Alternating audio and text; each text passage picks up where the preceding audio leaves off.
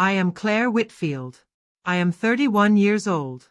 And the morning I handed my mother that paper, I did not say a single word.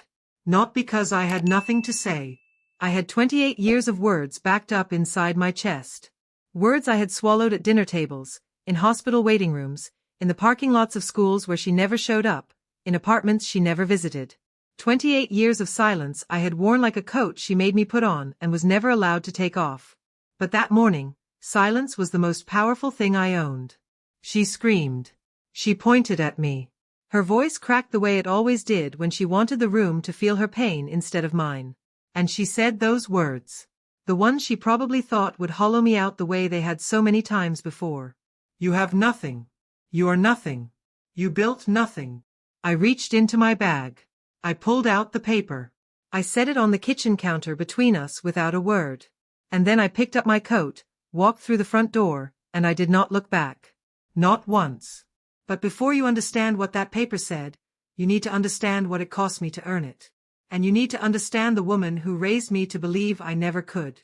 Growing up in Clarksville, Tennessee, my mother, Sandra Whitfield, had a gift for making you feel like the problem in every room she entered. She was not loud all the time.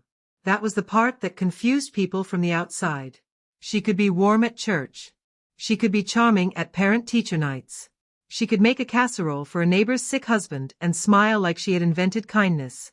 But at home, behind the door of our small yellow house on Beechwood Drive, she was a completely different woman. My father left when I was 4. I don't have many memories of him, just his blue jacket hanging by the door one day and gone the next. My mother never talked about it except to say that men were weak and that we were better off without him. She said it so often and with such certainty that for years I believed her. There were 3 of us. Me, the oldest. Then my sister Amber, 2 years younger. Then my brother Tyler, the baby, born 5 years after me during a phase my mother called her second chance. Tyler was her second chance at everything. The difference in how she treated us was not something she bothered to hide. It was something she performed. If Tyler brought home a B on a test, my mother put it on the refrigerator. If I brought home an A, she told me I should have gotten extra credit too. If Amber cried, my mother held her. If I cried, she told me I was too sensitive for my own good and that the world would not wait for my feelings to catch up. I learned early that love in our house was a scoreboard, and I was always losing. There is a specific memory I cannot shake. I was 9 years old.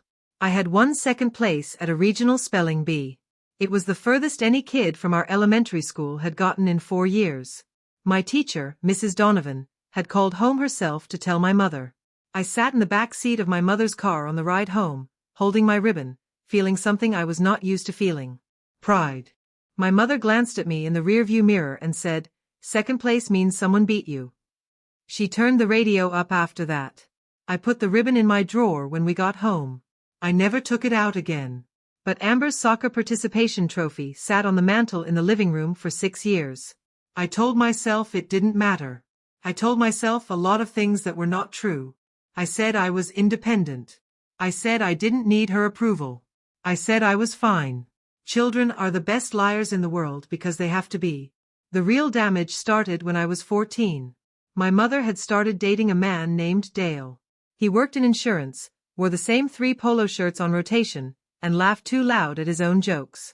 My mother became a different version of herself around him. Softer. Lighter. The kind of woman I had always wanted her to be with me. She was that woman for Dale. Not for us. And then, because Dale had a son named Bryce who was Tyler's age, suddenly the house rearranged itself around these 2 boys like furniture being moved to make space for something more important. Tyler and Bryce got the bigger bedroom. They got the gaming system. They got weekend trips to Dale's lake house that Amber and I were never invited on because, according to my mother, there simply wasn't room. There was always room for Bryce. I started working at a grocery store that year, bagging groceries after school and on Saturday mornings. I told myself it was good experience. The truth was I needed my own money because I had figured out that depending on my mother for anything left me at her mercy. And her mercy had terms I could not always predict or afford. By 16, I was buying my own school clothes, my own supplies, my own lunch half the time. My mother noticed this and called me self-sufficient like it was a compliment. It wasn't. It was an abdication dressed up in pride. Amber saw it differently. Amber had always been better at reading our mother's moods and adjusting. She learned young that if she stayed small and agreeable and didn't make too many demands, she got just enough warmth to survive on. It wasn't a good strategy, but it was hers. And I never blamed her for it. We were both just trying to make it through the house alive. Then came the night that cracked everything open. I was 17. I had been accepted into a summer engineering program at Vanderbilt. It was competitive. Fewer than 40 students statewide were selected. My school counselor, Mr. Briggs, had personally written my recommendation letter and called it one of the strongest he had written in 15 years. I told my mother over dinner. She was watching something on her phone. Dale had moved in by then, and Tyler and Bryce were at the table too, talking about some video game with the intensity of generals planning a war. "Mom," I said, "I got into the Vanderbilt program." She looked up. "Which program?" "The summer engineering one. The competitive one I applied for in January. I told you about it." She looked at Dale. "Did you hear that?" Dale nodded, like he was being polite. "Can you drive me to orientation?" I asked. "It starts in June." She set her phone down, and I thought she was going to say yes. I thought maybe this was it. Maybe this was the thing big enough to break through. "Claire," she said slowly, the way she said my name when she was building to something, "Tyler's travel baseball season starts in June. I can't have you pulling focus with a whole orientation in Nashville." I stared at her. "This is a Vanderbilt program," I said. "And Tyler has tryouts." She picked her phone back up. "See if your school can arrange a bus or something." Bryce laughed at something Tyler said. The table kept moving. Dinner kept happening. I ate the rest of my meal in silence. I went to my room. I sat on the edge of my bed for a long time without turning the light on. And somewhere in that darkness, something shifted in me that never fully shifted back. I didn't beg her to drive me. I found a way on my own. Mr. Briggs arranged for another parent to give me a ride. I attended every session of that program that summer. I made connections. I learned things. I came home each evening to a house that didn't ask how my day had been. But I went. And that mattered more than she will ever understand. I graduated high school in the top 5% of my class. My mother came to the ceremony. She spent most of it on her phone and left immediately after to take Tyler to a baseball dinner. I had gotten a partial scholarship to the University of Tennessee. The rest I covered with loans and the money I had been saving since I was 14. I moved into a dorm in August with 2 suitcases, a second-hand desk lamp, and the quiet relief of someone stepping out of a building that had always been slightly on fire. College did not fix everything. Nothing fixes everything. But it gave me space to finally hear my own thoughts without my mother's voice running underneath them. I studied civil engineering. It was hard. There were semesters where I ate instant noodles 4 nights a week and studied until 2 in the morning because the loan money was tight and the coursework was relentless. I had no family financial safety net. If I failed a class, there was no one to call who would send money or solutions. There was only me and the next exam and the alarm clock I had to trust myself to set. I set it. Every time. Junior year, I got an internship with a regional infrastructure firm in Knoxville. It was real work. Bridge assessments, drainage calculations, fieldwork in the rain with clipboards and hard hats. I loved every second of it. My supervisor was a woman named Renata Holt, 53 years old, built like someone who had never had the option of being fragile. She worked twice as hard as anyone in the office and asked twice as much from her interns. The first week, she handed me a report I had written, circled 12 errors in red ink, and slid it back across the desk without a word. The second week, she did the same thing. 4 circles. The third week, she slid the report back and said, "Better." Just that one word. I almost cried in her office and then didn't, because I could feel that she respected people who didn't. Renata became the first person in my professional life who expected great things from me and then watched to see if I delivered. Not to punish me when I didn't. To teach me how to do it right the next time. I delivered. By the time I graduated, Renata had already recommended me for a full-time position at the firm. I took it. I moved to Knoxville properly, got a small apartment I furnished slowly over the first year because I refused to put anything on credit that I couldn't pay off in 30 days. I called my mother when I got the job offer. I wanted to tell her. Old habit. Some part of you never stops trying. She said, "That's nice. Did you hear Tyler made the varsity team?" I said, "That's great." I hung up and stood in my empty kitchen for a moment. Then I made dinner and studied the terms of my new contract. For the next few years, I built things. That is the most honest way I know to describe it. I built a career, block by block, project by project, the way you build anything worth having. I worked on highway expansion projects, flood management infrastructure, a pedestrian bridge in a small eastern Tennessee town that I still drive out to see sometimes because it stands exactly where I said it would and it is stronger than it needs to be. I built a reputation as someone who delivered. On time. Under pressure. With the kind of attention to detail that made contractors stop arguing about modifications halfway through a job because they'd figured out it was easier to just trust my numbers. I was promoted at 30 to senior project engineer. Not because I knew the right people or said the right things at the right dinners. Because the work was there and the record was clear. I also built a life outside the office. I had a small circle of friends, people who actually showed up when they said they would. I had an apartment I had finally furnished properly, with real furniture I chose because I liked it, not because it was on clearance. I had a therapist named Dr. Webb who helped me stop calling my mother's cruelty complicated and start calling it what it was. What it was a pattern. Deliberate and consistent and not my fault. That took years to actually believe. Not just to say out loud in a session, but to feel in my chest. To stop waking up at 3 in the morning wondering what I had done wrong. I still called home occasionally. Not often. Every few months, the way you check on something you know is broken but have not yet decided what to do with. My mother's life had reorganized itself again. Dale was gone. Quietly and without much drama, the way those things go when no one in the relationship had ever been honest about what they wanted. Tyler was 23 and living at home between jobs. Amber had moved to Nashville and was doing better. We talked more now that geography had given us both some room. My mother still talked about Tyler the way she always had. With that particular tenderness that had never been available for me. He was trying, she said. He needed time, she said. Some people bloomed later, she said. I stopped saying what I thought about that and started just listening with a part of my brain that had learned to separate her reality from mine. But I want to be honest. There is a specific kind of pain that does not fully leave you. Even when you build a good life. Even when you are proud of who you've become. There are holidays and Sunday afternoons and moments of unexpected quiet when you feel the shape of the family you deserved and didn't get. I felt it. I just stopped letting it steer me. The call came on a Tuesday. Not from my mother directly. From Tyler. He was panicking. I could hear it before he finished the first sentence. Something about money. Something about a loan my mother had co-signed that had gone badly. Something about the house on Beechwood Drive and a notice and not having anywhere to go. I asked him to slow down and explain it from the beginning. He did. And it was worse than I expected. My mother had co-signed a personal loan for Tyler when he was trying to start a business that had not worked out. The payments had fallen behind.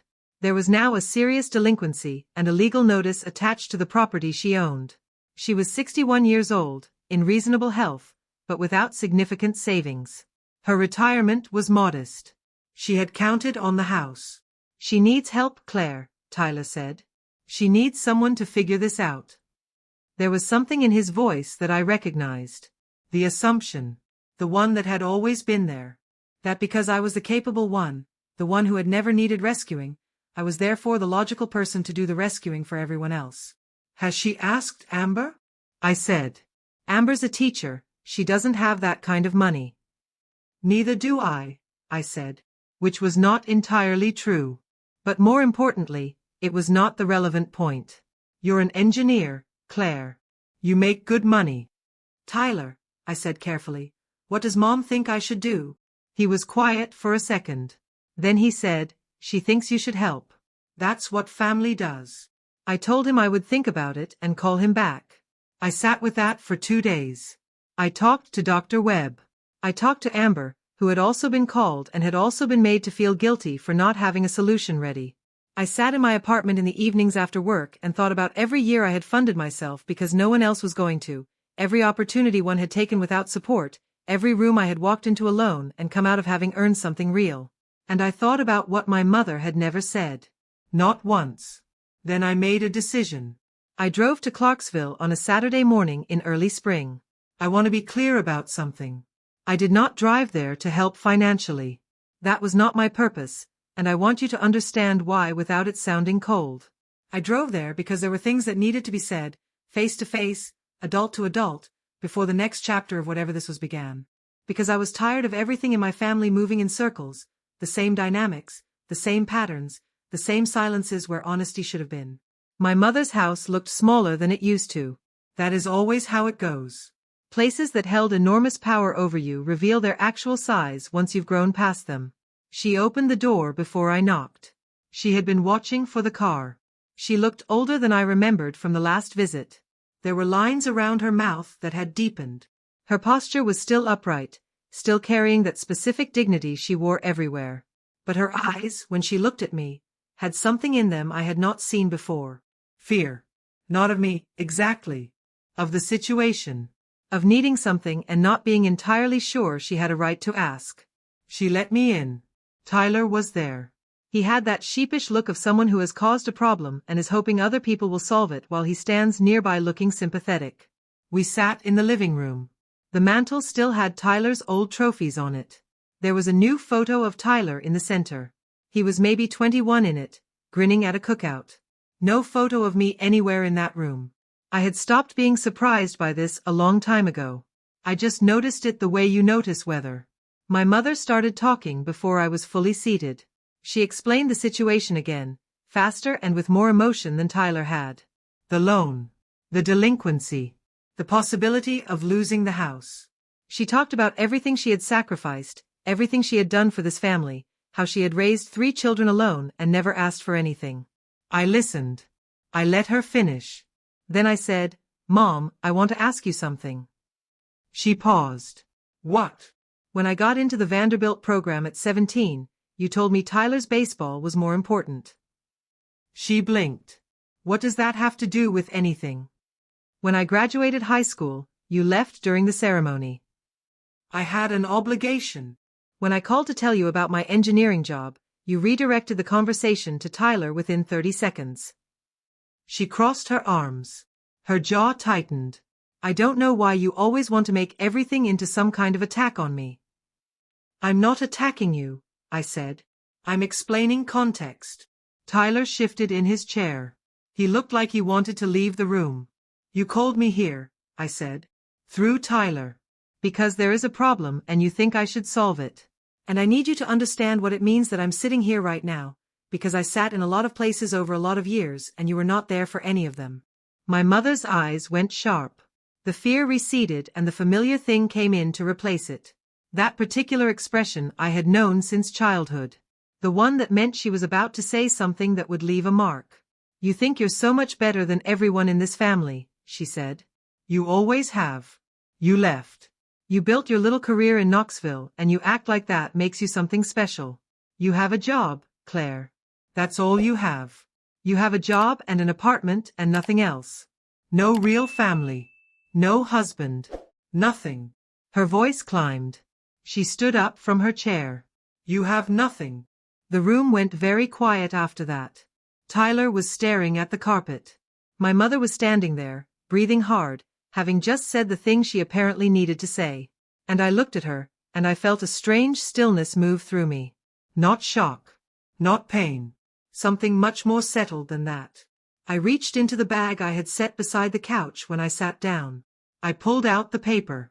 I walked to the kitchen counter, which was closer to where she was standing, and I set it down flat where she could see it. She looked at it. Then she looked at me. What is this? I didn't answer. I picked up my bag. I picked up my coat. I walked to the front door, opened it, and stepped outside into the spring morning. I did not look back. I should tell you what was on that paper. It was a letter of appointment. Official letterhead from the State Department of Transportation, signed by the division director. It named me as lead engineer on a $38 million infrastructure project covering 4 counties in central Tennessee. Not an application. Not a proposal. An appointment. My name. My title. The scope of the project. Clarksville, the city my mother had raised me in and made me feel small in, was one of the 4 counties in the project area. The bridge assessment phase would bring my team directly through her town. I had accepted the appointment 2 weeks before that drive. I had not told anyone in my family. I had driven there that Saturday not to wave it in her face, not to perform a victory. I had driven there because I genuinely hoped, against years of evidence, that the conversation might go differently. It had not. So I left the paper and I left. My phone rang 14 times on the drive back to Knoxville. I did not answer. Not Tyler. Not my mother. I turned the radio on low and drove through green Tennessee hills in the kind of clear spring light that makes everything look newly decided. Amber called that evening. I answered for her. Tyler texted me, she said. He said Mom is upset. I imagine she is. He said she's been crying. Okay. Amber was quiet for a moment. Then she said, was it the job? The new appointment? She found the paper. Amber exhaled slowly. Claire. I left it there. She can read it or she can throw it away. Either way, I said what I needed to say without saying anything. Did she apologize? I thought about that. About the word. About the specific weight of it and how long I had carried the space where it should have been. No, I said. She told me I had nothing. Another silence. She was wrong, Amber said. I know, I said. I've known for a while. We talked for another hour about other things. About Amber's classroom and a student she was worried about and a weekend trip she was planning to the Smokies. Normal things. Good things. After we hung up, I made tea and sat by my window and watched the city do what cities do in the evening. All those lights coming on in all those windows. All those separate lives arranging themselves for the night. I thought about the word nothing. The way my mother had shaped it. The way she had aimed it. I thought about what nothing actually meant and what I actually had. I had built a career without her belief. I had earned a reputation without her recognition. I had survived her house and left it and made something of the leaving. I had done it slowly, without drama, without anyone clearing a path. And now I was about to lead the largest project of my career through the same ground she had told me I would never be enough for. That wasn't nothing. That was everything. 3 weeks later, Tyler came to Knoxville. He called ahead, which he had not done in years. He asked if he could come. I said yes, because I am not made of stone and because Tyler, for all his failures, was still my brother. We met at a coffee shop near my office. He looked like a man who had been thinking hard about things he usually avoided thinking about. He ordered coffee. He held it in both hands. He looked at the table for a long time before he spoke. She was wrong, he said. What she said to you. She was wrong. I know. I've always known. He looked up. And I never said anything. That landed differently than I expected. Not because the truth was new, but because hearing him say it out loud after 28 years was something I had not prepared for. Why didn't you? I said. He shook his head slowly. Because she gave me everything and I didn't want to lose it. And because that felt easier than being honest. He paused. I've been thinking about that a lot this month. About what it cost you that I took the easy way. I did not rush to tell him it was okay. It wasn't entirely okay. But it was honest. And honesty in my family was rare enough that I wanted to let it stay in the room without moving around it too fast. What are you going to do about the loan? I said. I'm going to figure it out, he said. My mess, my problem. I shouldn't have called you about it the way I did. Like you owed us a solution because you have a good job. He looked embarrassed in a way that seemed new on him, like a shirt that didn't quite fit yet. I have some options I haven't tried. I'm going to try them.